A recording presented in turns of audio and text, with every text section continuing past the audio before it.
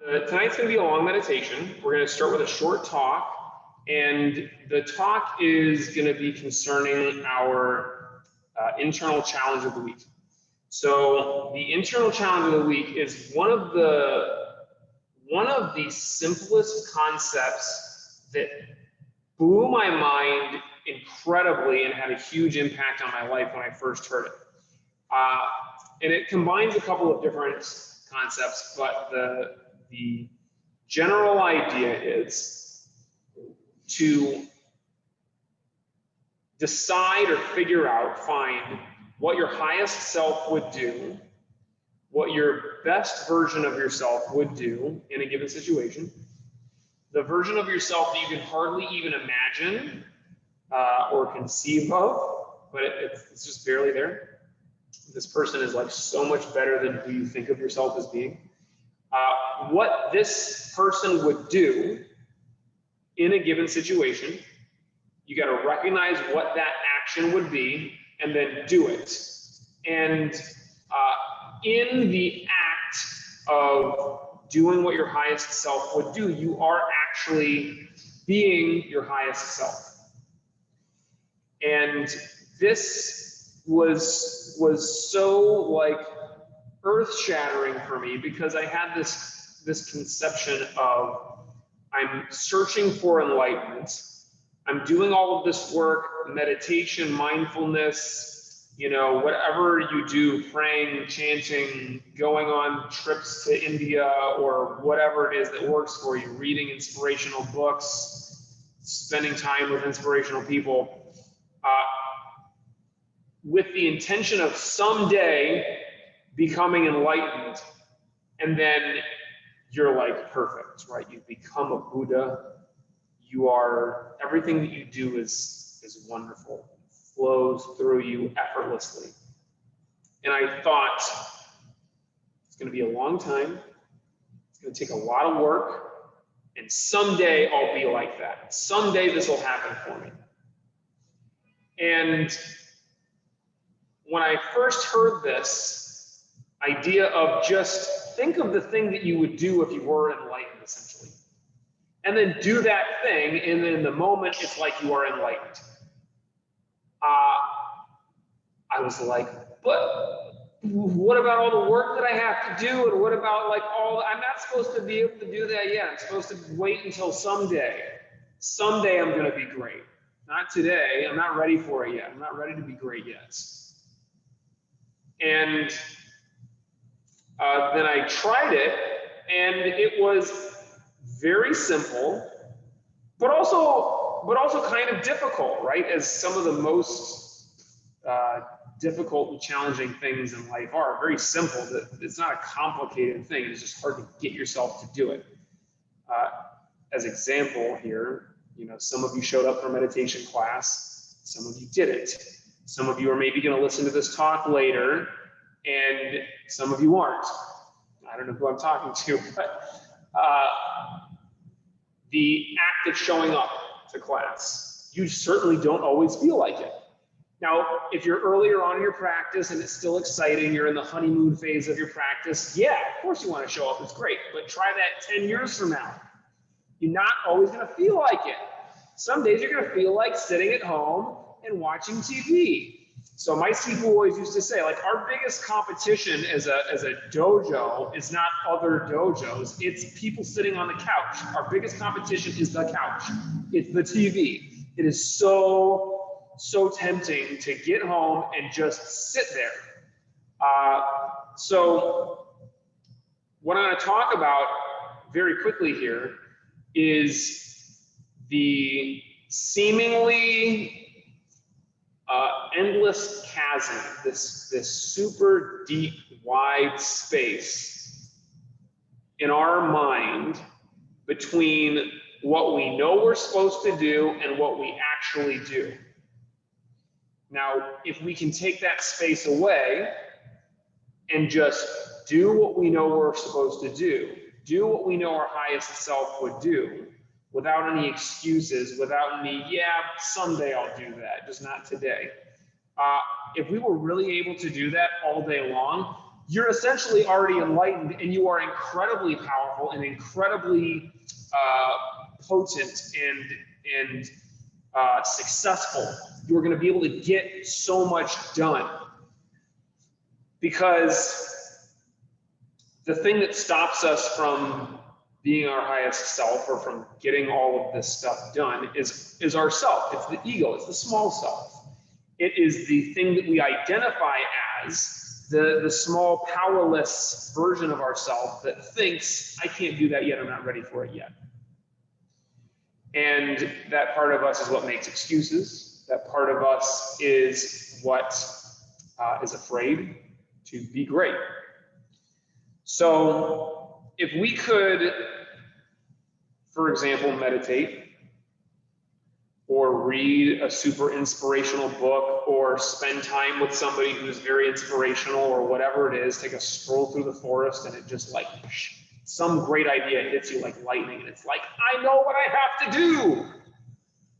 And then we just did it, rather than what we normally do, which is, we have this great idea, it's gonna be incredible, and then we get home and we think, well, first a nap. And then when we wake up, we think, I don't know what I was thinking, that's way too hard, I'm not gonna do that. What we wanna be able to do is just do the thing, right? You have the idea, you are your highest self, you just meditated, and it's like, yeah, as soon as I'm done meditating, I'm gonna start writing that book that I've been talking about writing for the last 10 years. And you just take out the book and you start writing it. And it is magic right then. You have become, right? You think of yourself as like, someday I'm going to be an author. You just became an author. Then it happened in the moment. And this is all about getting rid of the need for motivation and getting rid of the need for everything to be in the perfect place, because all of that is just excuse, right? So practice this with small things. And in my experience, sitting to meditate is oftentimes a small thing, although some days feels like the biggest, most difficult task you could possibly imagine, just to sit still and breathe. But the act of sitting down versus making the excuse and saying, I'll do it later, tomorrow I'll meditate. So you start with something small like that, taking out the book and writing the first sentence. And what we do is have the idea, know what the thing is for us to do, and then just do it. And allow yourself to feel really good about that. Allow yourself to, in the moment, connect to your highest self, to really recognize, like, yeah, if I was straight up enlightened right now, if I were a Buddha, come back, you know, to the world, and like I could do anything at all right now in this life, this is the thing I would do. And then you do it. It is going to make you feel like your best, highest, enlightened self. And there is no need to wait. There is no need for anything else to happen. There's no need for the stars to align for you to sit and meditate. Just plop down where you are and do it. When we start with small things like that, and we take away the need for motivation, then we can start doing it with bigger things. Then it's like the next day, I wake up, and when I was in a good place yesterday, I decided I was going to run the next morning. When you wake up, you're not necessarily in a good place anymore. But you decided when you were in a good place that you were going to run, so now what do? You just put on your shoes and go outside and start running. And then you try something a little bit bigger, whatever the next bigger thing is.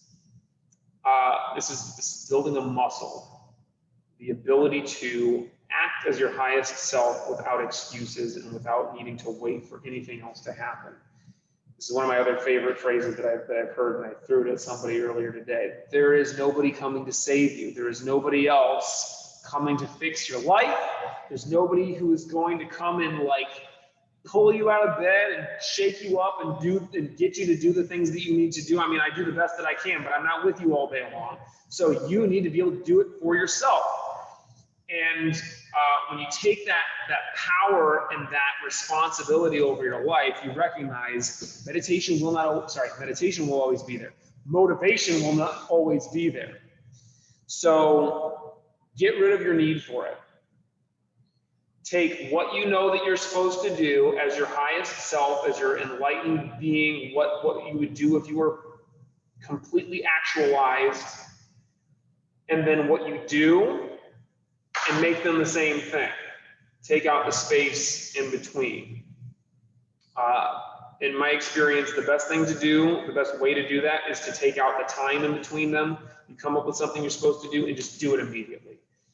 But you will also be able to do it like in the future if it's totally inappropriate. You know, you're in the middle of Kung Fu class, you can't just sit and meditate in the middle of class. You make up your mind, yeah, this is it. I'm gonna get home and I'm gonna meditate. So as soon as you get home, you meditate, that's it. And some of you might be thinking, hey, I'm all about it, Sifu. The thing that I think I should do right now is meditate. Good news, you're in the right place, because that's what we're going to do in just a few minutes. So in meditation, you are connecting to your highest self if you are allowing the small self to fall away.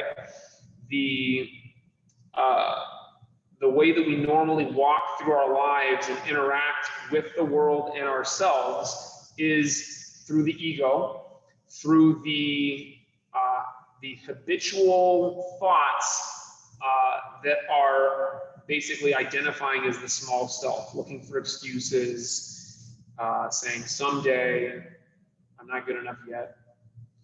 And when we can let those go and be totally present, we are expansive, we are giants, we are our best self. And there's nothing that we can't do, except when you're meditating, what you can't do is move. And you should not move. So of course you could, but we're meant to sit still and to be as focused as we possibly can. Your mind will want to wander, but bring it back immediately and keep it here as long as possible. We're disciplining the mind and we're building up as we would build a muscle, the ability to be totally disciplined with our mind, with our thoughts, with our emotional state. And when we build that muscle, we're able to apply it to anything else. So when you sit, do not use this as an opportunity to sit and think about all the great things that you want to accomplish in your life. That's not the point of this meditation. The point of this meditation is to get yourself free of the ego state, because the ego state is the thing that's going to, as soon as you have the thought, it's going to come up and butt in and say, yeah, but you can't do that. You're not good enough. And it is also the part of you that is trying to think about anything at all that it can think about instead of just meditating, because it's hard to meditate. So let all of that go and just be totally present in the moment with your breath, with the sensation of the breath. And when other thoughts arise, let them go. Then, when your meditation is over and you have allegedly gotten yourself in touch with your highest self and you really are in a great place, the greatest place that you've been all day, then pose the question. Pose the question. Not what was that noise, but what do I need to do? What is important for me to do today? What is the most pressing thing that would make the biggest difference? So ask yourself when you're in the highest state, and you will likely come up with maybe not the right answer, but a great answer, a great thing for you to do. And then to go into the challenge of the week, the thing for you to do is that. There's nothing else for you to do. It is not to sit and then come up with excuses for why you can't or why you should do it some other day. It is just as immediately as you can, as powerfully as you can, step into that and just do it. Then what you've done is extended the connection with your highest self from meditation into action, into real life, into this day. And then anytime you're doing that thing, you're extending it and you are your highest self. There's nothing to wait for. There's nobody else coming to save you, and there is no you someday in the future coming to save you. It is just you, the best that you can be right now. So we're going to sit and meditate.